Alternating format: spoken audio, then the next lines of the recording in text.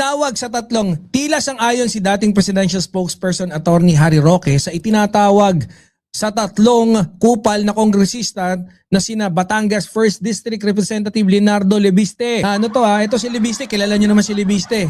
Di ba? Yung sablay yung project sa solar. Kamanggagawa party list, ito yung kupal.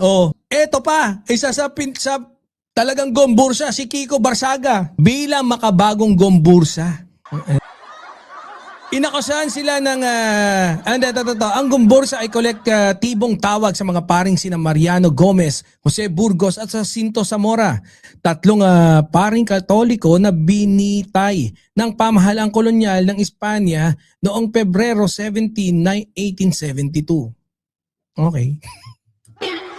Ako hindi kasi ako masyadong gombursa. Sorry, don't be offended dun sa mga magkaiba tayo pero